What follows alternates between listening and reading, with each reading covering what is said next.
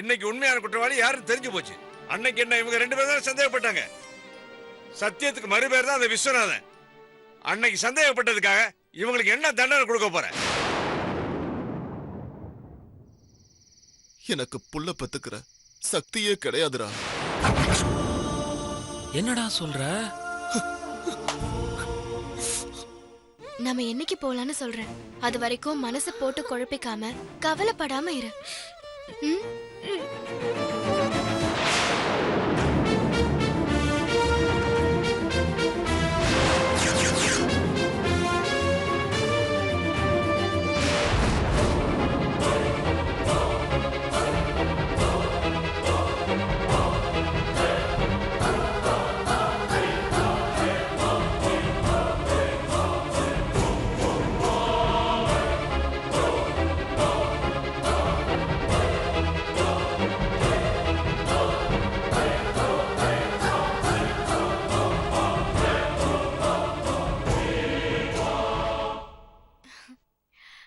என்ன அக்கா தங்கச்சிங்க 2 பேரும் என்ன பார்த்தது பேயறிஞ்ச மாதிரி முழிக்கிறீங்க?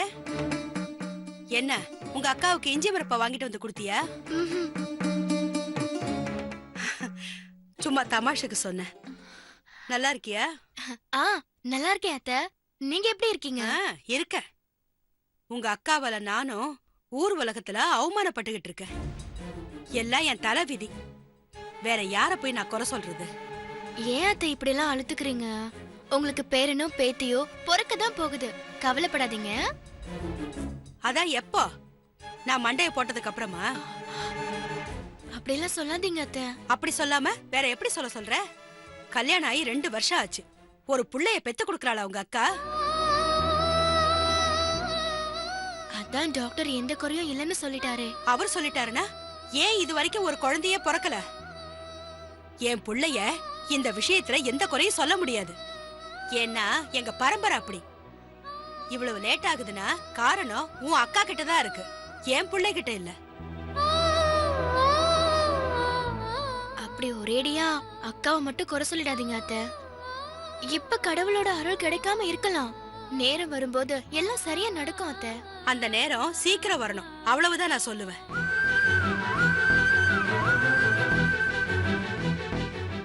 பாத்தியடி அத்தை எப்படி பேசுறாங்கன்னு.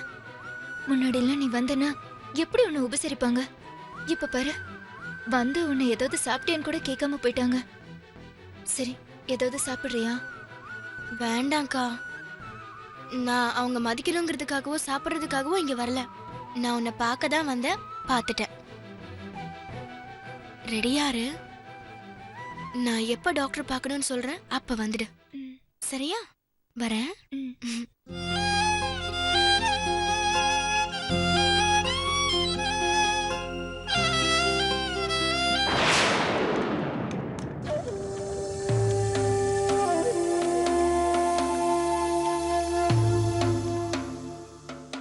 Good morning madam. Good morning madam.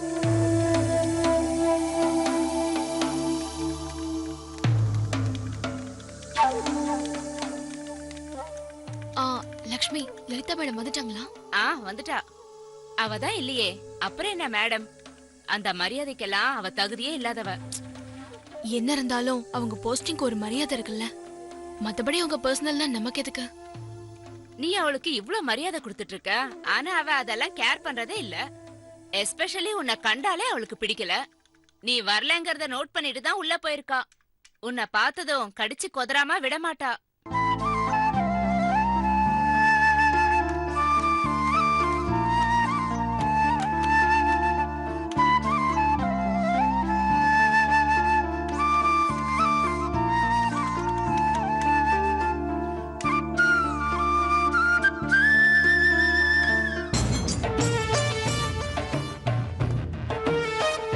Brinda,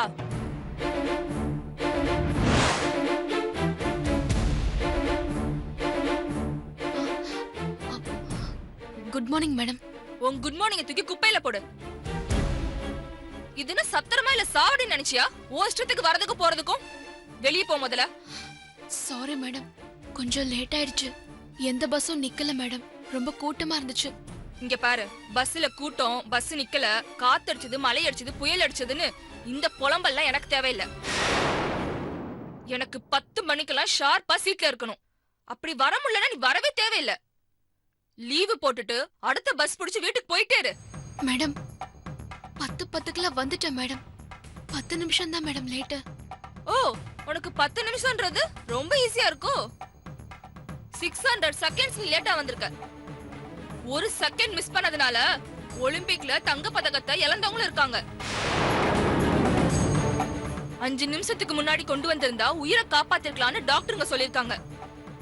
5 நிமிஷம் லேட்டா போனதுனால ட்ரெயினையும் பஸ்ஸையும் எத்தனையோ பேர் மிஸ் பண்ணிருக்காங்க. ஒரு செகண்ட் கவனக்குறைவால எத்தனையோ ஆக்சிடென்ட் நடந்திருக்கு. அதே செகண்ட் கவனத்தினால எத்தனையோ ஆக்சிடென்ட் தடுக்கப்பட்டிருக்கு. இப்படி ஒவ்வொரு செகண்டுக்கும் வேல்யூ இருக்கு. நீ என்னடானா 10 நிமிஷம் தான் லேட் ஆச்சுன்னு ரொம்ப அசால்ட்டா சொல்லிட்டு இருக்க. நான் அப்படி சொல்லல மேடம். நேரத்தோட வேல்யூ எனக்கும் தெரியும். Sorry madam. ஓ, வேல்யூ தெரிஞ்சுதான் லேட்டா வந்தியோ? தெரியாம செஞ்சாலும் மன்னிக்கலாம். நீ கிளம்பு. இன்னைக்கு லீவ் போட்டுக்கோ, சம்பளத்துல புடிச்சுக்கிறோம். நிக்கற கிளம்பு. Madam sorry madam. என் ஹஸ்பண்ட்காக ஏற்கனவே நிறைய லீவ் எடுத்துட்டேன். இந்த சம்பளத்தை வச்சுதான் நிறைய கமிட்மெண்ட்ஸ் இருக்கு. ப்ளீஸ் மேடம், இந்த ஒரு தடவை மன்னிச்சிருங்க மேடம். ஹலோ, இது சர்ச் இல்ல ஆபீஸ். நான் பாதிரியார் இல்ல, மேனேஜர். இங்க பாவ மன்னிப்புலாம் குடுக்கறது இல்ல. நீ இப்படி ரிக்வெஸ்ட் பண்றது கூட நான் சொல்ற வேலையை நீ ஒபே பண்ண மாட்டேன்னு தான் அர்த்தம். இதுக்கு மேல இங்க நின்னா மெமோ கொடுத்துருவேன். வெளியே போ.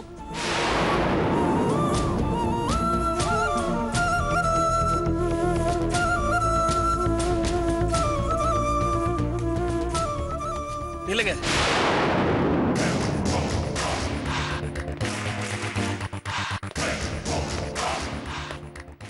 எங்க போறீங்க? வினோத், அவ போட்டும், தடுக்காதீங்க.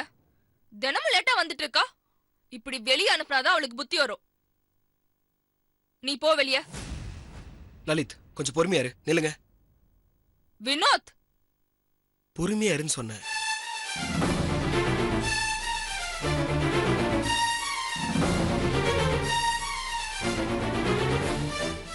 என்ன பிரச்சனை பிருந்தா? எதுக்கு தினமும் லேட்டா வரீங்க?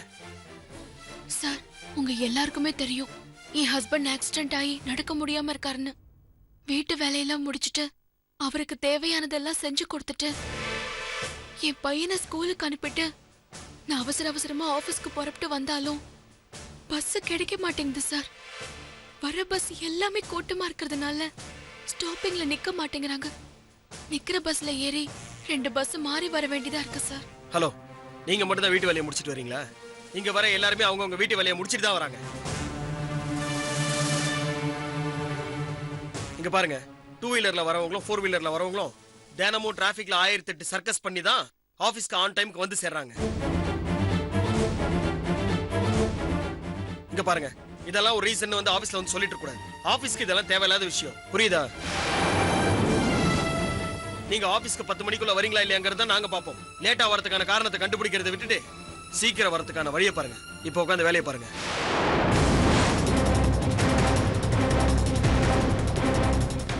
இப்போ உட்காந்து வேலையை பாருங்க.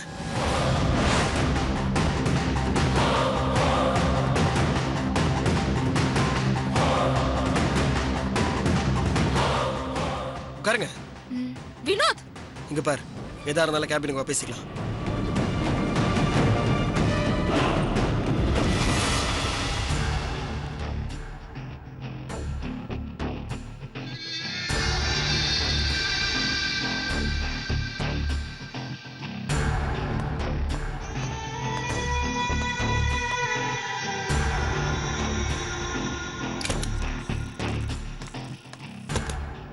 என்ன வினோத், இந்த பிருந்தா விஷயத்துல நான் ஒரு முடிவெடுத்தா நீங்க ஒரு தனி முடிவு எடுக்கிறீங்க.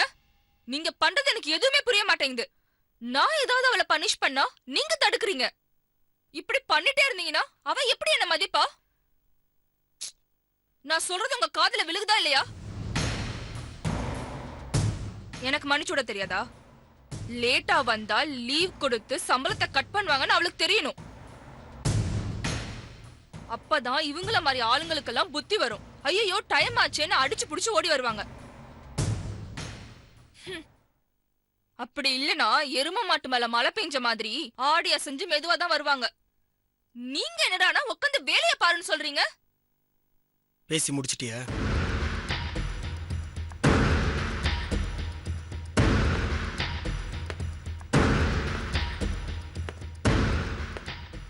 லலித், உனக்கு எதுக்கு நான் எனக்கு ஈக்குவலான அந்தஸ்தை கொடுத்துருக்கேன்? நிர்வாகம்னா என்னங்கிறத நீயும் புரிஞ்சுக்கணும். ஒருத்தர் எதுக்காக வேலைக்கு வராங்க? நம்ம கிட்ட சம்பளம் கிடைக்கும்ன்ற நம்பிக்கையில. அதை நாம பொய்யாகிட்டா அப்புறம் நம்ம கிட்ட வேலையும் செய்ய மாட்டாங்க, நம்ம மேல அவங்களுக்கு மரியாதையும் இருக்காது. அப்படின்னா அவங்களுக்கு பயந்து நாம வேலை வாங்கணுமா? நான் அப்படி சொல்ல வரல. நமக்கு என்னைக்காவது முக்கியமான வேலை இருக்கிற அன்னைக்கு லேட்டா வந்துட்டோமே அவங்க திரும்பி போயிட்டாங்கன்னா அவங்கள பொறுத்த வரைக்கும் ஒரு நாள் சம்பளம் தான் லாஸ். ஆனா நமக்கு மிகப்பெரிய லாஸ். எந்த ஒரு சின்ன விஷயத்துக்குள்ளேயும் மிகப்பெரிய செயலுக்கான காரணம் மறைஞ்சிருக்க வாய்ப்பு இருக்கு லலித். அதெல்லாம் நம்ம யோசிச்சு தான் பேசணும், செய்யணும். அதே புத்திசாலித்தனமும் திறமையும் உங்ககிட்ட இருக்குங்கிறத நான் நம்புறேன். லலித், ஒருத்தரை நமக்கு பிடிக்கும்ன்றதுக்கும் பிடிக்காதுன்றதுக்கும் காரணங்கள் இருக்கணுங்கிறது அவசியம் இல்லை. பிருந்தாவை பர்சனலா நமக்கு பிடிக்குதா இல்லையாங்கிறது முக்கியம் இல்லை. நமக்கு தேவை முக்கியமா அவ திறமை. அந்த திறமையை வச்சு நாம எப்படி வளரணுங்கிறது தான் பார்க்கணுமே தவிர மற்றதை பத்தி யோசிக்க கூடாது. இதெல்லாம் நான் சொல்லி உனக்கு தெரியணுங்கிறது இல்லை. You are brilliant and efficient girl. இப்படிதான் ஸ்போர்ட்டிவா எடுத்துக்கணும். இந்த மாதிரி டென்ஷனான டைம்ல கூட உன்கிட்ட இருந்து வர இந்த சின்ன சிரிப்பு அதான் எனக்கு பாசிட்டிவ் எனர்ஜி. இந்த சிரிச்ச முகத்தோட நீ என் பக்கத்துலயே இருந்தனா நான் பிசினஸ்ல எந்த லெவலுக்கு வேணா அச்சீவ் பண்ண முடியும்.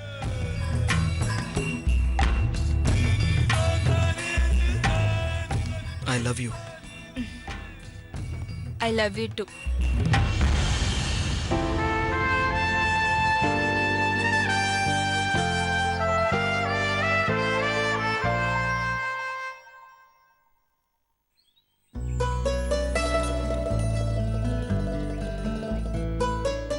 பேசாம புக்ஸ் கொண்டு வந்திருந்தா ஒரு சாப்டர் ஆச்சும் படிச்சு முடிச்சிருக்கலாம். ஏண்டி இப்படி அழுத்துக்கிற? பின்ன என்னடி, நம்ம வந்து 1/2 மணி நேரம் ஆச்சு, சித்தார்த் இன்னும் காணமே. பொதுவா பசங்க தான் பொண்ணுங்களுக்காக வெயிட் பண்ணுவாங்க, இங்க எல்லாமே உல்டாவா இருக்கு. காவ்யா, சீக்கிரம் ஃபோன் பண்ணிடி உன் ஆளுக்கு. இன்னும் எவ்வளவு நேரம் ஆகும்னு கேளு. எப்பவுமே சித்தார்த் சொன்ன டைமுக்கு வந்துருவான். ஏதோ இன்னைக்குதான் கொஞ்சம் லேட் ஆயிருச்சு, வந்துருவாண்டி. இது வரைக்கும் நீ அவர் செலவுக்கு பணம் கொடுத்த, அதை வாங்குறதுக்கு கரெக்டான டைமுக்கு வந்திருப்பாரு. இப்ப அவருக்கு படம் வேற கமிட் ஆயிடுச்சு, அட்வான்ஸ் வேற வாங்கிட்டாரு. இனிமே உன்னோட தயவு தேவையில்ல, அவருக்கு தேவையான டைமுக்கு தான் வருவாரு. இந்த சினிமாக்காரங்க இருக்காங்களே, சரியான சந்தர்ப்பவாதிங்க. கரெக்டா சொன்னீங்க.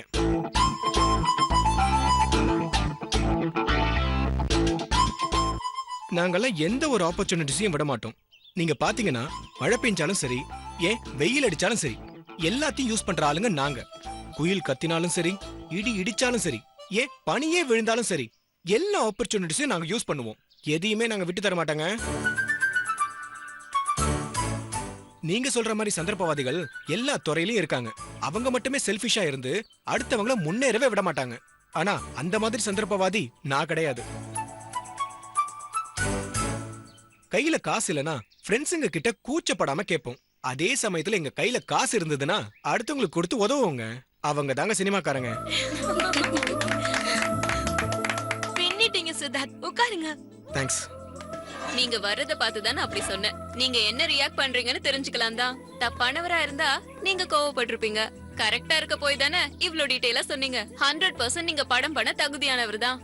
பாத்தியாடி வனிதா எப்படி கண்டுபிடிச்சானு? பெரிய புத்திசாலி தாண்டி நீ. Thank you thank you thank you. ஏய் வாய் முடுங்கடி. ட்ரீட் என்னன்னு கேக்குறத விட்டுட்டு மொக்க போட்டுட்டு இருக்கீங்க. ஓகே ஓகே ஓகே, நேரடியா விஷயத்துக்கு வருவோம். சித்தார்த், உன்னோட பட்ஜெட் என்னன்னு சொல்லு.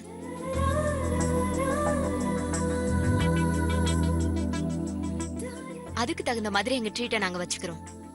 ஏன்னா முழுக்க முழுக்க இது உன்னோட ட்ரீட்டா இருக்கணும்னு நாங்க ஆசைப்படுறோம். இது நாங்க எல்லாரும் பேசி வச்ச முடிவு. நல்ல முடிவு. நீங்க எல்லாரும் சேர்ந்து எடுத்த முடிவை நான் ஏத்துக்கிறேன். இந்த சிச்சுவேஷன்ல உங்க எல்லாருக்கும் நான் ட்ரீட் கொடுக்கறேன்.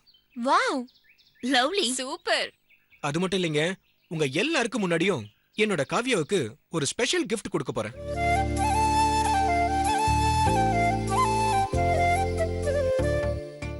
என்னோட காவ்யாவுக்கு ஒரு ஸ்பெஷல் கிஃப்ட் கொடுக்க போறேன்.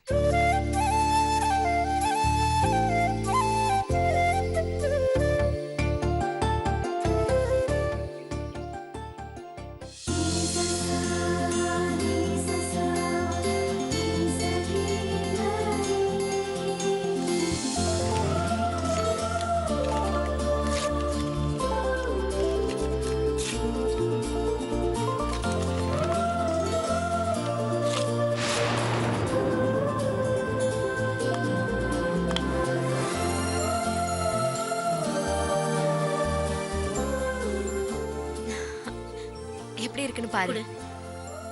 அழகா இருக்குடி.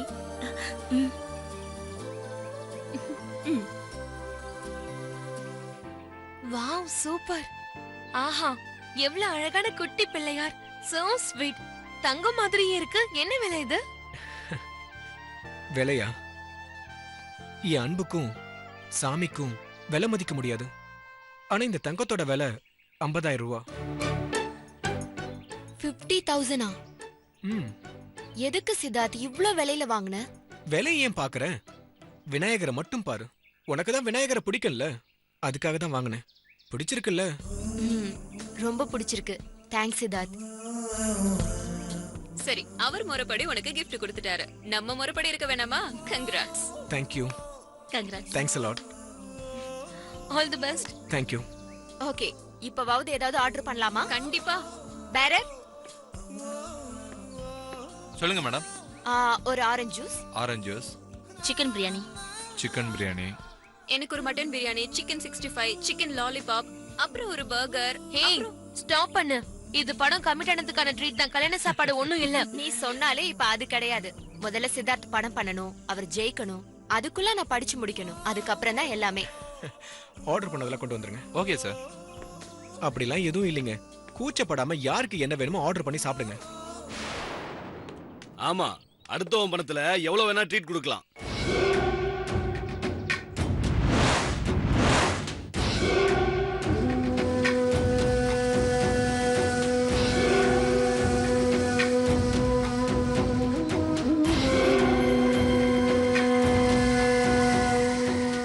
ஹலோ, நீதானே சித்தார்த்? ஆமா. சினிமா டைரக்டரா நீ? ஆமா, என்ன சார் விஷயம்? நீ டைரக்டர் தானே, நடிகர் இல்லையே? டைரக்டர் தான். ஏன் கேக்குறீங்க? அப்புறம் ஏன்டா நடிக்கிற? ஹலோ, மரியாதையா பேசுங்க. உனக்கெல்லாம் என்னடா மரியாதை வேண்டி கிடக்கு? ஃப்ராடு பித்ராட பையன் தானடா நீ, உனக்கு என்ன மரியாதை? ஹலோ, ஆள் தெரியாம நீங்க தப்பா பேசிக்கிட்டு இருக்கீங்க. சரியா தான்டா பேசிக்கிட்டு இருக்கேன். இந்த பையனுக்கு ஹீரோ சான்ஸ் வாங்கி தரேன்னு சொல்லிட்டு 5 லட்சம் ரூபா வாங்கிட்டு ஏமாத்திருக்க. எந்த சான்ஸுமே கொடுக்கல.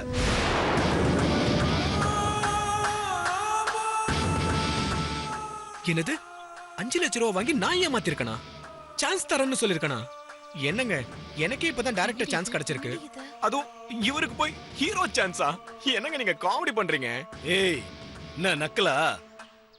அத இவங்கிட்ட 5 லட்சம் ரூபா வாங்குறதுக்கு முன்னாடி நீ யோசிச்சிருக்கணும். ஹலோ, கையெடுங்க, கையெடுங்க. சித்தார்த் ஒண்ணும் அப்படிப்பட்டவன் கிடையாது. எதா இருந்தாலும் முதல்ல இந்த பையன் கிட்ட கிளியரா விசாரிச்சுட்டு பேசுங்க. எல்லாம் விசாரிச்சுட்டு தாமா வந்திருக்கேன்.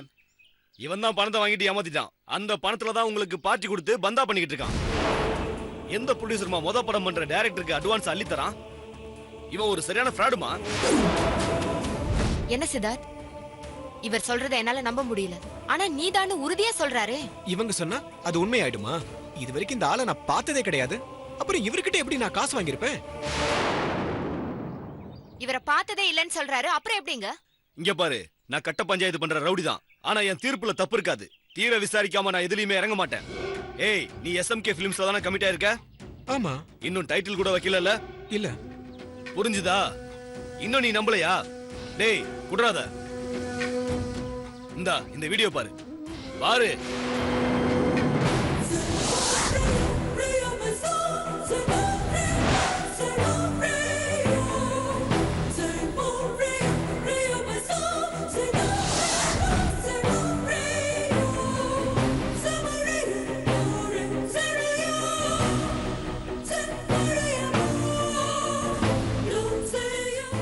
என்ன சித்தார்த் இது? அவரை பார்த்ததே இல்லைன்னு சொன்ன, அப்புறம் எப்படி இந்த வீடியோல இருக்க? பாரு.